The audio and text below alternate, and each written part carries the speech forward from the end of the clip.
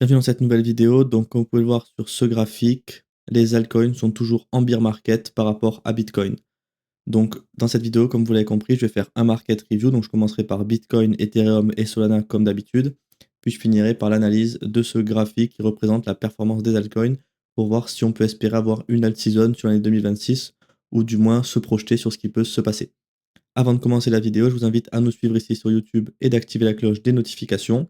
Vous pouvez également liker la vidéo pour me soutenir et vous pouvez aussi utiliser l'espace commentaire pour commenter des assets que vous aimeriez que j'analyse. Ça peut être des altcoins que vous voulez que j'analyse, que vous avez dans votre portefeuille. Ça peut être des assets de la finance traditionnelle. Si vous voulez que j'analyse l'or comme ce que j'ai fait dans la vidéo de ce week-end, c'est possible également. Le S&P 500 Forex.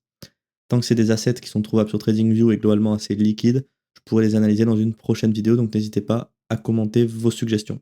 Pour commencer la vidéo, on va commencer par Bitcoin sur le weekly, comme on est dans une nouvelle semaine. Donc là, qu'est-ce qu'on peut voir?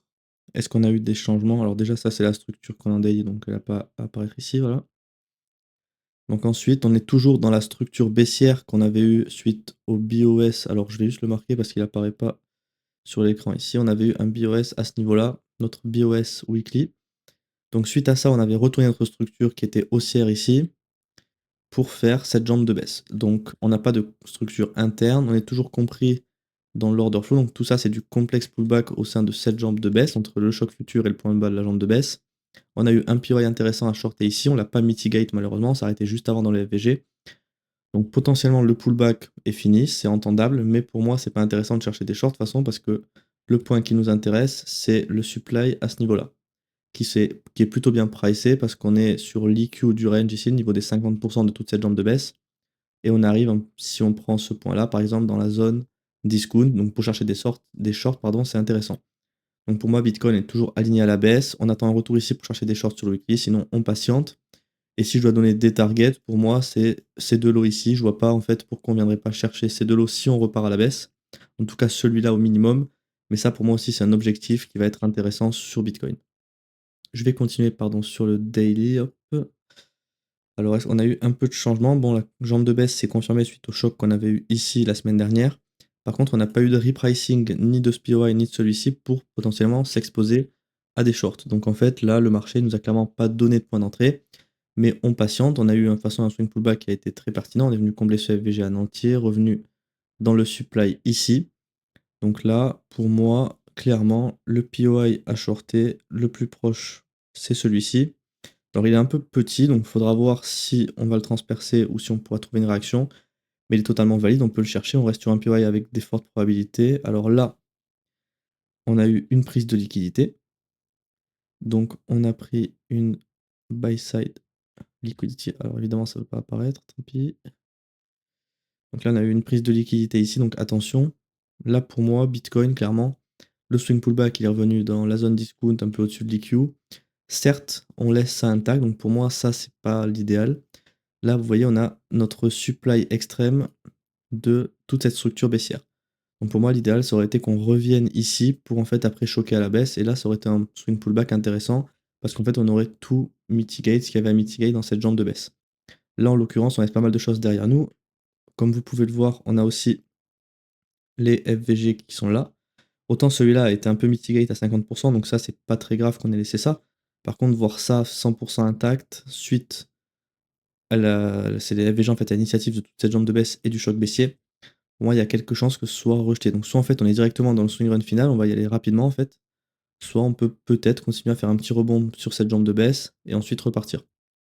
Donc là, si on doit mettre des targets, bah déjà on peut essayer de revenir sous ce lot, hein, suite à si on mitigate ici et qu'on a un setup d'entrée pour short.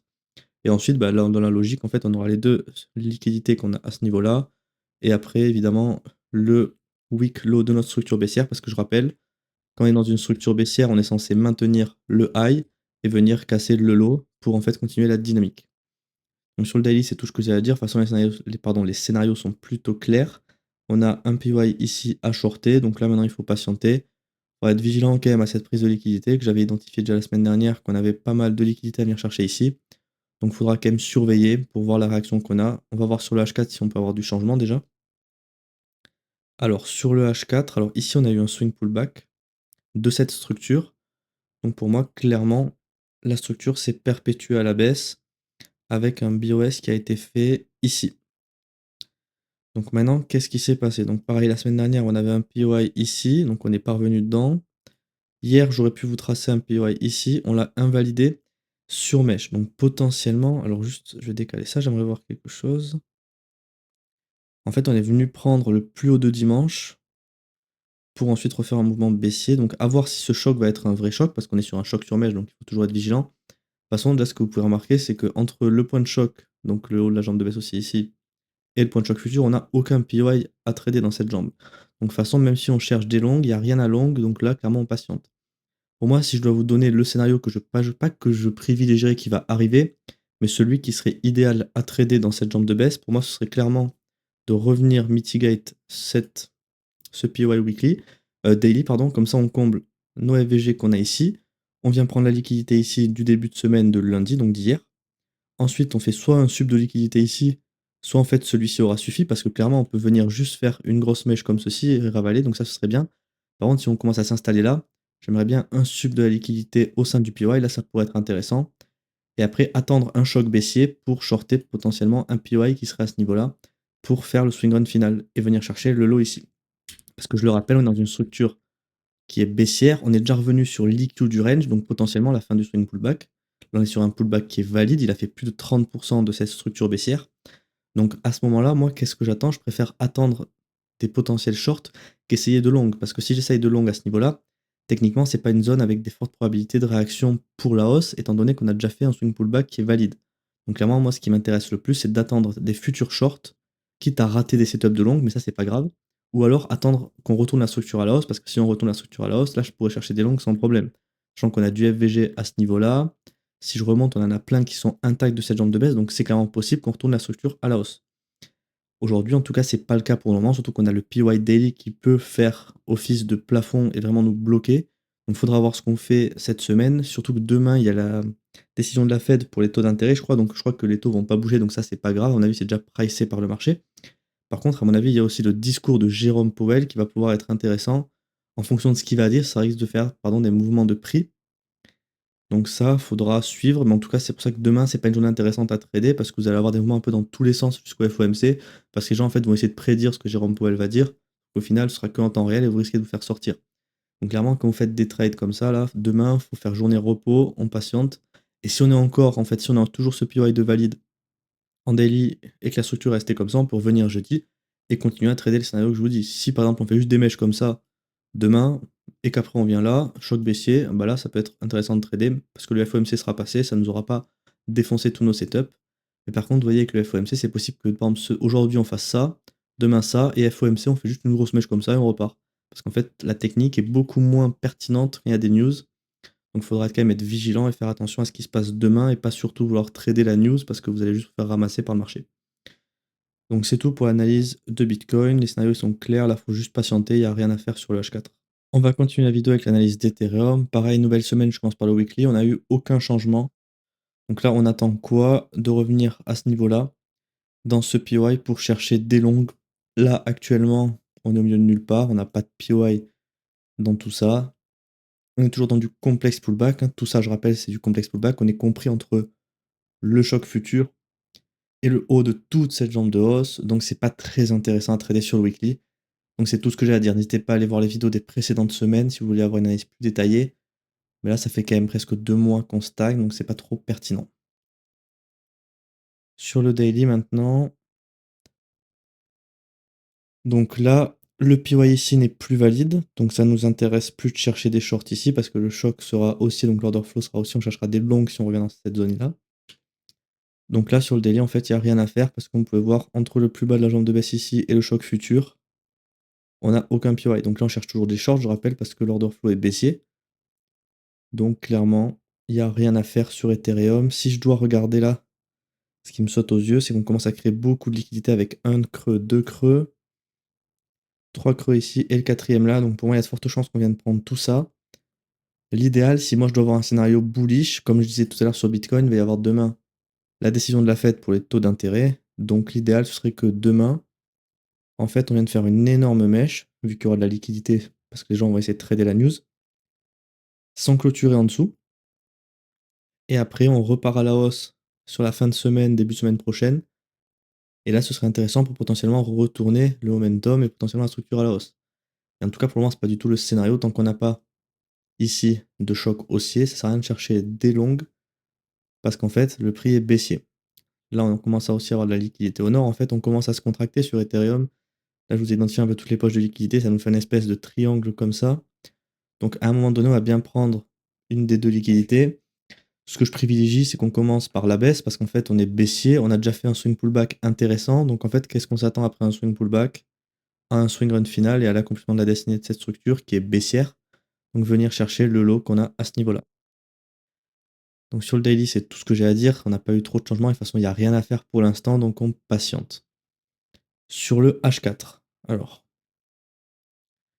Donc là, on avait deux POI. Comme Bitcoin, on n'est pas venu mitigate cette zone. Donc, hier, on a eu un POI qui était tradable ici, qui aurait pu, pour moi, être clairement valide, parce qu'en fait, on s'est arrêté juste avant le low. Donc ça aurait pu être une zone avec de fortes probabilités. Par contre, on voit qu'on a quand même transpercé. Hier, on a fait pareil, prise de liquidité sur le high de lundi. Ah non, c'était 100. Non, c'était hier soir. Ok, hier soir, on a pris le high de hier. En fait, on a quand même eu un sub de liquidité ici, donc c'est à noter. Donc là, en fait, qu'est-ce qu'on attend? Bon, évidemment, on cherche des longues parce que l'order flow est haussier, comme vous avez vu ici. Par contre, il n'y a aucun setup de longue dans cette zone, on n'a aucun FVG, donc aucun POI. Donc on s'attend. Là, en fait, ce que moi j'attends, c'est un futur choc baissier pour chercher des shorts, parce que là, on va pas laisser ça pour moi longtemps. Le swing pullback, il a été fait dans l'extrême discount, dans le supply extrême qui était à ce niveau-là. Donc clairement, là pour moi, sur ce qu'il faut s'attendre sur Ethereum, c'est un accomplissement de la destinée baissière de la structure, donc venir casser au minimum ce lot. Après, évidemment, avec le FOMC de demain, on peut s'attendre à tout, à des retournements, ce que vous voulez. Mais ça ne m'attendrait pas quand même qu'on fasse une grosse mèche comme ça demain, au minimum, avec le FOMC, donc il faudra voir. Alors, la structure baissière, d'ailleurs, elle s'est perpétuée. La structure interne, pardon, baissière, elle s'est perpétuée à la baisse. En fait, on a tout qui est aligné à la hausse, à la baisse, pardon. Donc là, on s'attend à plutôt une destinée baissière. Si je devais tracer la structure interne, elle serait comme ceci. Alors, si j'arrive à alimenter, hop, elle serait comme ceci. Donc là, vous voyez que sur la structure interne, on a déjà fait un pullback qui est intéressant. Donc, à voir ce qui va se passer. Cet après-midi, on va attendre l'ouverture américaine. Ce qui serait plutôt bullish, c'est de venir refaire un sub de liquidité là. Pardon, pas bullish, mais bearish. Ce serait de revenir faire un sub de liquidité ici et repartir ensuite pour chercher des shorts. Parce qu'en fait, là, les scénarios qui ont le plus de proba, au vu de la market structure, c'est des shorts. Par contre, pour chercher des shorts, on attend quoi? D'avoir un choc baissier.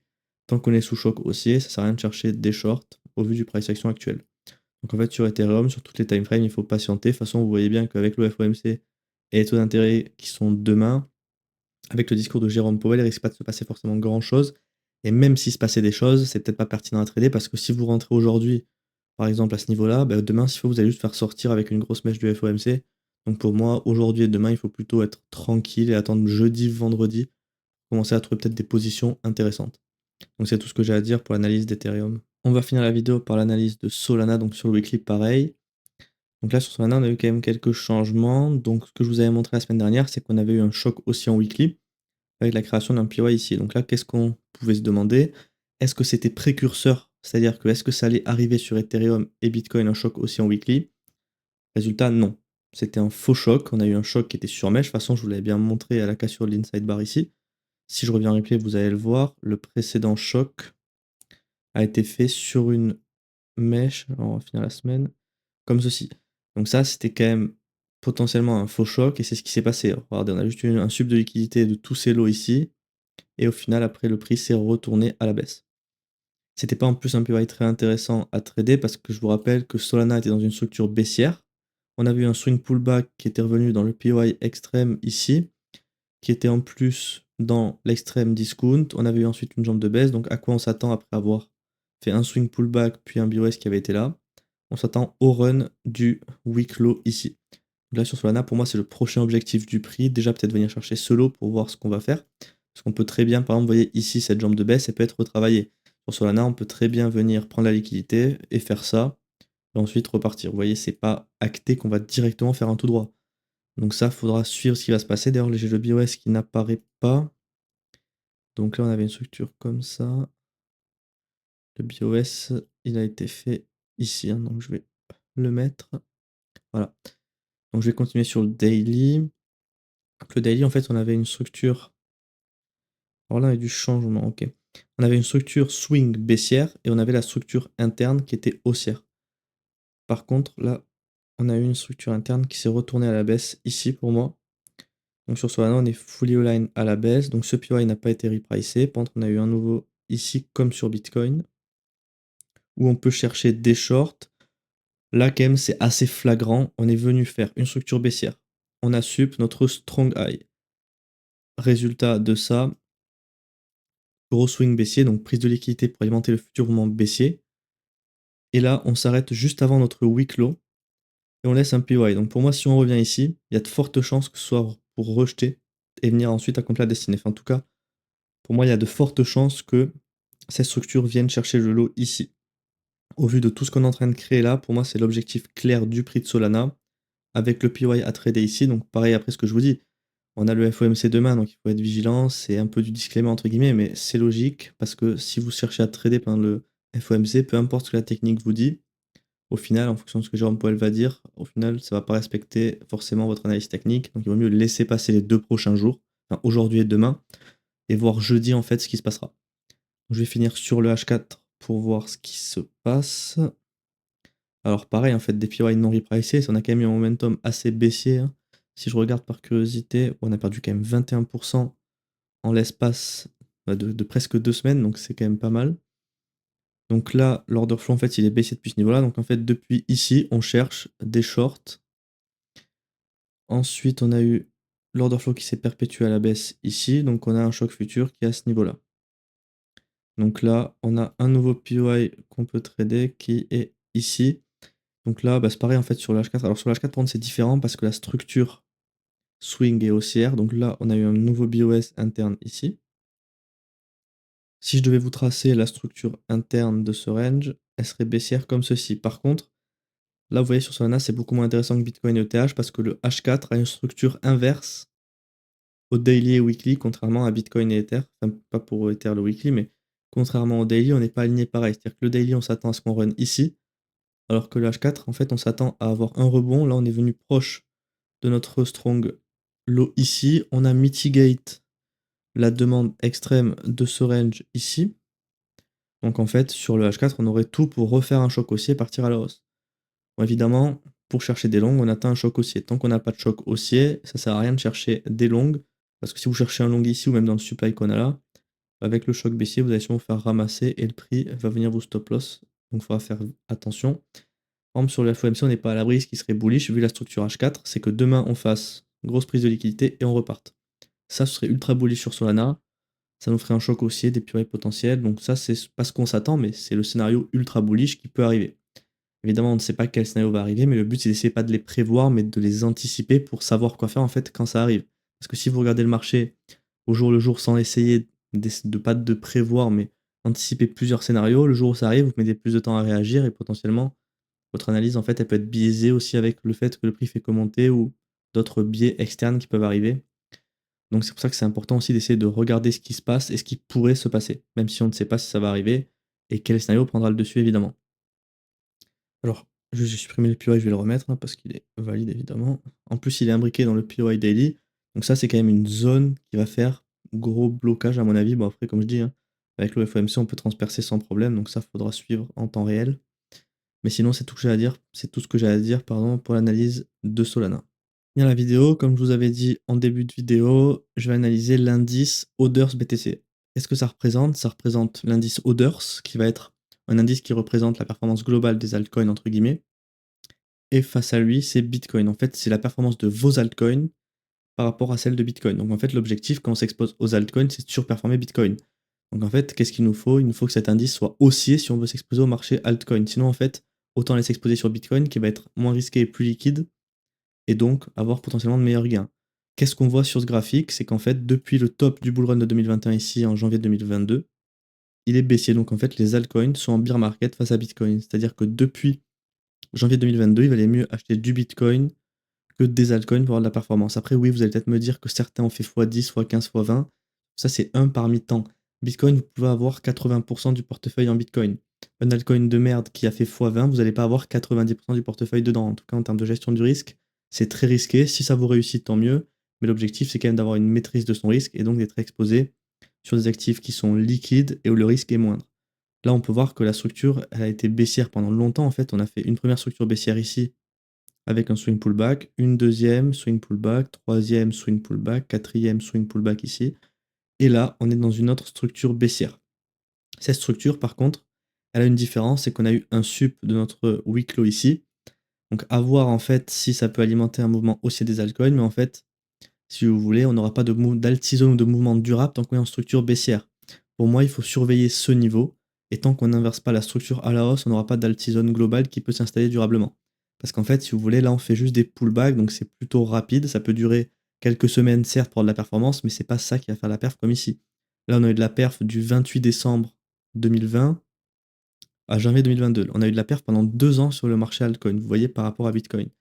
Tandis que si on regarde actuellement, si on a de la perf, à chaque fois, s'il faut regarder, chaque swing pullback qu'on a dure en moyenne 1 à 2 mois. Donc on parle de 2 mois de perf par rapport à 2 ans. Donc en fait, nous, ce qu'on veut, c'est un BOS, c'est-à-dire qu'on retourne cette structure à la hausse pour avoir potentiellement de la performance. Là, ce qu'on peut voir, c'est qu'on est revenu dans le supply ici.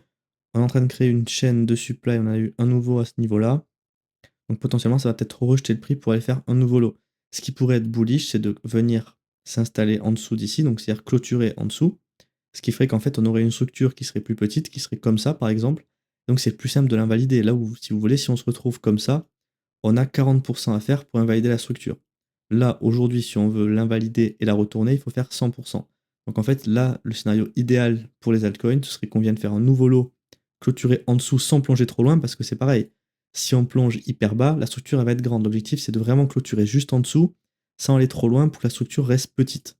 Et si la structure est petite, ensuite l'alerte, elle sera ici. Et en fait, c'est à partir de la cassure de ce niveau-là qu'on pourra peut-être acter une altizone. Je dis bien peut-être parce qu'on peut aussi invalider des signaux et surtout, c'est pas parce que cet indice monte que les altcoins montent. Ça peut être tout simplement Bitcoin qui fait un giga dump. On sait pas, demain il peut y avoir une news catastrophique pour Bitcoin qui fait qu'il va perdre 40%. Donc là, les altcoins vont monter par rapport à Bitcoin.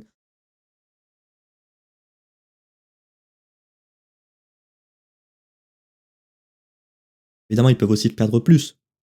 Mais dans l'idéal, si ils montent, c'est pour surperformer Bitcoin. Surperformer, ça veut dire moins perdre comme plus gagner. Donc c'est ça qu'il faut aussi avoir en tête. Donc c'est tout ce que j'ai à dire pour cet indice. Vous voyez, pour moi, on est toujours baissier. Donc les alertes, elles sont à mettre ici pour attendre un retournement de structure. Ou si on commence à clôturer en dessous ici, une nouvelle alerte à ce niveau-là pour avoir un BOS. Donc c'est tout pour l'analyse de cet indice.